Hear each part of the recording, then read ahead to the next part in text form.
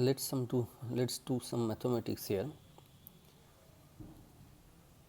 You know, volume V is a function of pressure and temperature, that is P and theta.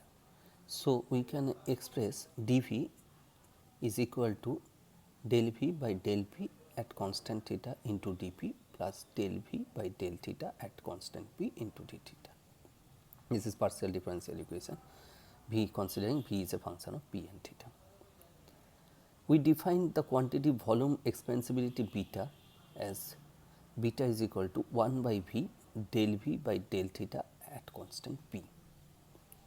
That means del V by del theta at constant P per unit volume is defined as the volume expansibility. Similarly, isothermal compressibility is defined as K is equal to minus 1 by V del V by del P at constant theta. That means this term per unit volume. The negative sign here used as volume is inversely proportional to P. So, to make the quantity isothermal compressibility positive, we have introduced negative sign here.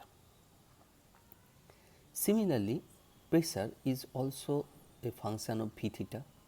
So, we can express dP is equal to del P by del V at constant theta into dV plus del P by del theta at constant V in d theta. Similarly, theta is also a function of PV, and we can express d theta is equal to del P del theta by del P V into dP plus del theta by del P P into dV. This is simple, just the partial differential equations. You know, from the equation 1 and 2, what we are getting, dV is equal to del V by del P at constant theta. That means this term del V by del P and constant theta. In place of dP, we are putting the term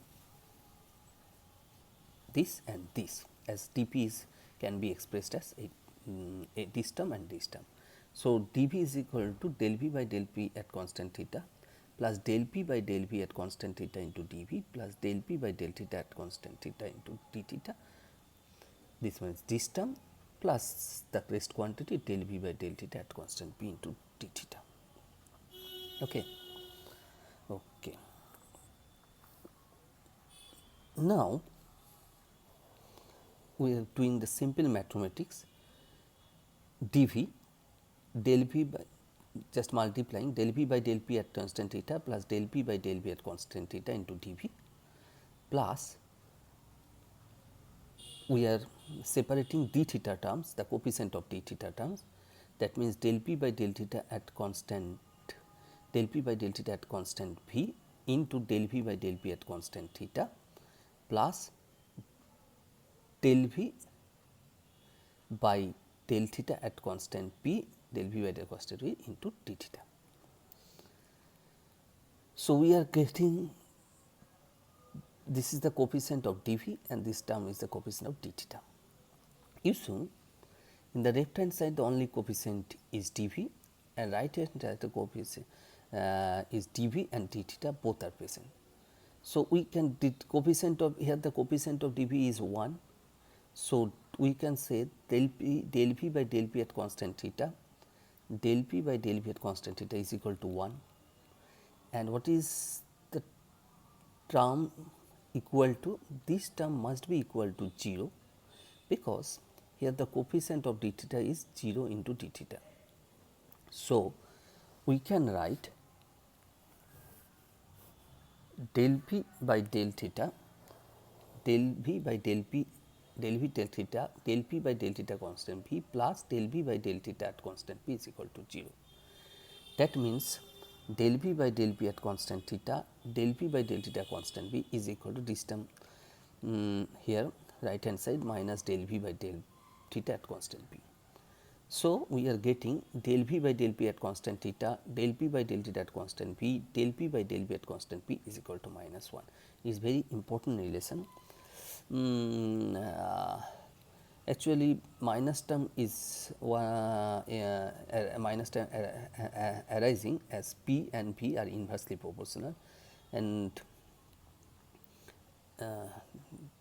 this term P and P is inversely proportional, P and theta is proportional, theta and V is also proportional. So, minus term is arising due to del V by del P at constant theta, and this is very important relation. Now, we are considering, as we have stated, volume expansibility beta to 1 by V del V by del theta at constant P, and isothermal compressibility K minus 1 by V del V by del P at constant theta, just previously defined. So, now we are going to derive the value of volume expansibility and isothermal compressibility in case of an ideal gas. For ideal gas, we know PV is equal to R theta. So, we are differentiating with respect to theta, keeping P constant. The P del V by del theta at P equal to R, and del V by del theta at constant P is equal to R by P. So, beta defined as A, then means 1 by V R by P, 1 by theta. Similarly, for isothermal compressibility, we have to make theta constant. So, P del V by del P at constant theta plus V equal to 0. We are differentiating this, keeping theta constant, becomes equation, and from this K is equal to 1 by P. This is the simple mathematics. And another example is beta equal to 1 by theta P plus B theta dV by d theta, K is equal to 1 by P 1 plus B R theta by P V square. For the relation P V is equal to R theta 1 plus B by V, while B is a function of theta. This is the homework for the student. You have to find out beta and K for the relation equation P V is equal to R theta 1 plus B by V, where considering B is a function of theta. Now, this is another form, beta by K equal to 1 by V del V by del theta P minus 1 by V del V by del theta P. From this we get del V by del theta at constant P by del V by del P at constant theta.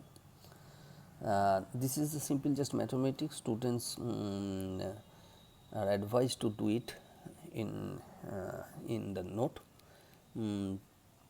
So that it is simply just mathematics.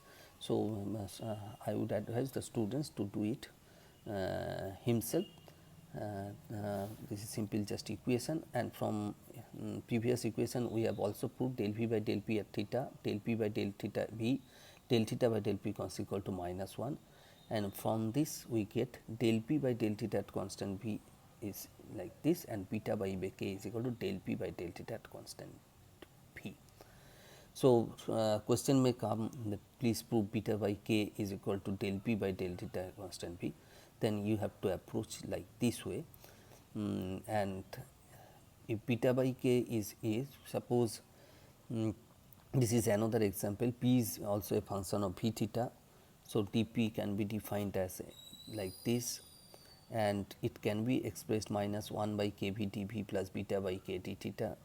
We have already defined beta K and K, and at constant volume this term vanishes, then Vp is equal to beta by K d theta, and Pf minus Pa by equal to beta by K theta minus theta.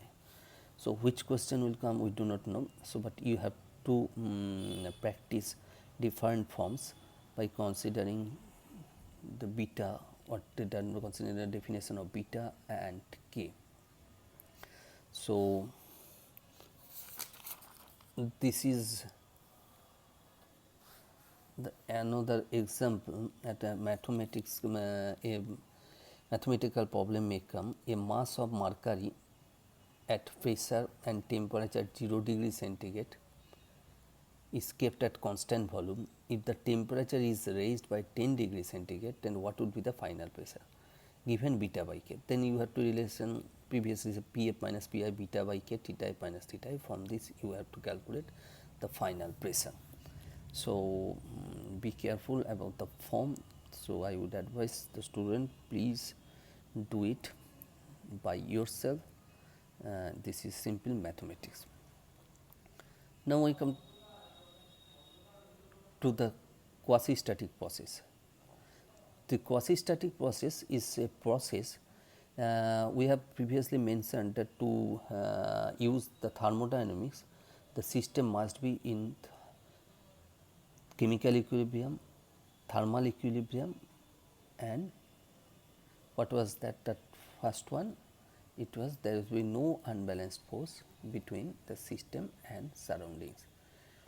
So, if we perform the process in suppose we are performing the process in such a way that the external forces acting on the system are varied slightly, so that the unbalanced force acting on the system becomes infinite small. This is called quasi-static process. During the quasi-static process, at all the times infinite small near a state of thermodynamic equilibrium. Just what does it mean? Means that you have to maintain the thermodynamic equilibrium.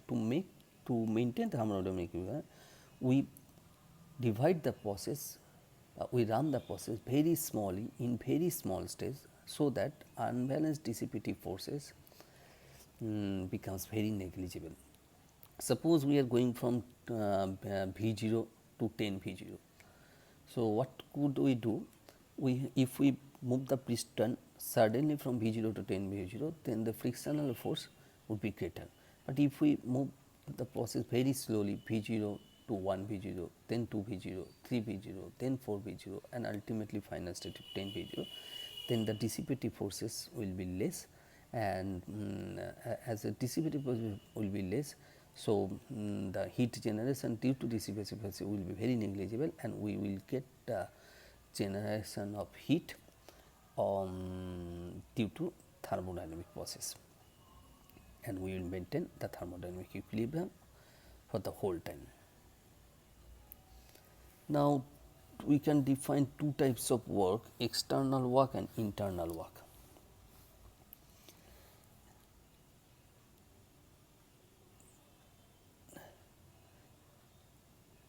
External work means if a system as a whole exerts a force on its surroundings and displacement takes place, that is becomes external work. Internal work means the work done by one part of a system to another part of the system is called internal work as per molecular interaction. Thermodynamics deals with external work. I am repeating, two types of work may arise: external work, internal work. If a system as a whole exerts a force on its surroundings and displacement take place, then it is called external work, and thermodynamics deals with external work. Internal work, thermodynamics does not deal with internal work. Suppose interchemical interaction is going place, bond energy is changing, diffusion is going on. This is due to the internal work, but thermodynamics does not deal with internal work. So,